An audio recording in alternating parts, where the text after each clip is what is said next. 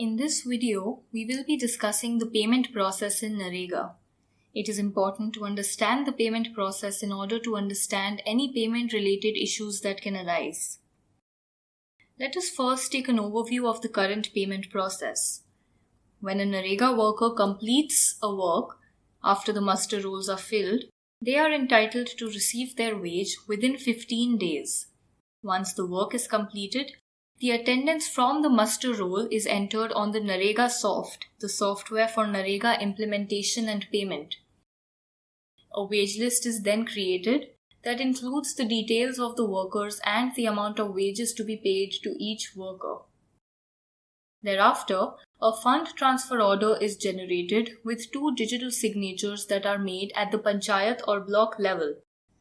This is the first stage of the payment process and it is the responsibility of the state government. The second stage is the responsibility of the center, and once both stages are completed, wages are credited into the worker's account.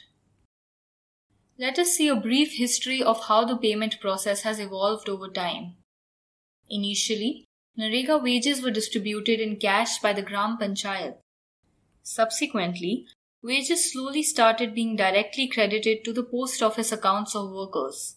In 2012, we saw a push towards digital banking and digital payment for NREGA. That year, the government introduced the Electronic Fund Management System, or the e-FMS. Core banking became very important to facilitate this. In core banking, all the transactions in an individual bank account are recorded in the bank's network so that a customer can operate their bank account from any branch, ATM, banking kiosk, or customer service point. The e-FMS centralized the payment of wages. That is, instead of wages being distributed by the Gram Panchayat, they would be transferred directly from the state's bank account to the workers' accounts.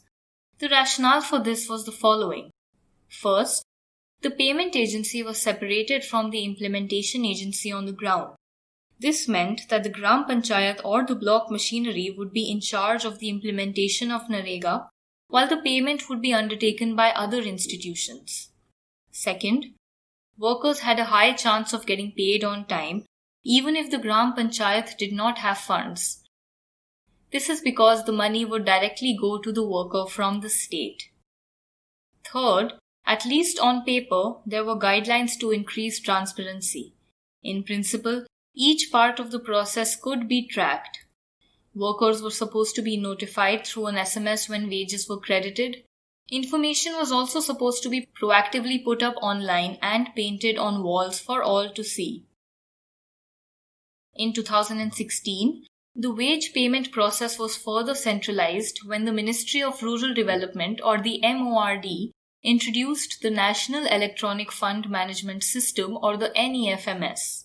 Now, instead of wages being sent from the state government's account, they would go directly from the central government's bank account to the worker's account.